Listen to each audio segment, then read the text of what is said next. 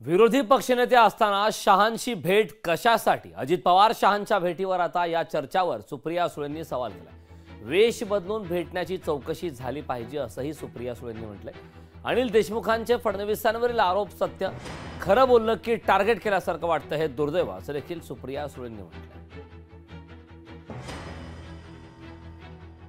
एकीकडे तुम्ही भारतीय जनता पक्षाचा विरोध करत होता आणि दुसरीकडे तुम्ही अमित शहांची बॅकडोर गोष्टी करत होता। नाव बदलून, वेश बदलून एअरलाईनची चौकशी झाली पाहिजे, एअरपोर्टची चौकशी झाली पाहिजे आणि सिव्हिल एव्हिएशन मंत्रालयाने ह्याचं उत्तर दिलं पाहिजे की एवढा मोठा लॅप्स झालाच कसा।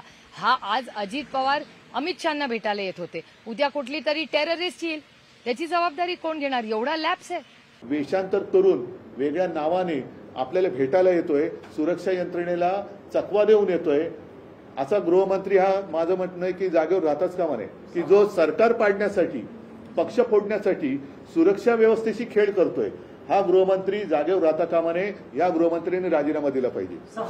जो संपूर्ण आपले अधिकार स्वतःच्या पक्षाच्या हितासाठी वापरतोय, हा गृहमंत्री देशाचा गृहमंत्री म्हणून राहायला लायक नाही।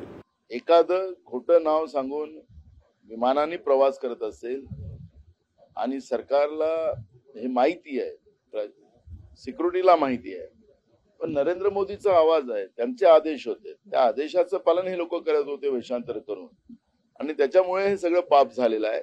नुसतं सिक्युरिटीचा प्रश्न नाही, नरेंद्र मोदीच्या सरकारचा हा दोष आहे। अशा पद्धतीची जनतेमध्ये आणि आमच्यामध्ये ती भूमिका आहे। ते अमित शहांना भेटत होते स्वतःला जेलमध्ये जाण्यापासून कसं वाचवता येईल याच्यासाठी, आणि ते अमित शहांना भेटत होते एक रणनीती निर्माण करण्यासाठी, एक व्यूहरचना निर्माण करण्यासाठी की शरद पवारांच्या नेतृत्वातली राष्ट्रवादी काँग्रेस पार्टी कशी फोडता येईल, शरद पवारांना कसा दगा देता येईल, शरद पवारांच्या पाठीमध्ये कसा खंजीर खुपसता येईल, याच्यासाठी अजितदादा पवार वेशभूषा बदलून दिल्लीला जात होते।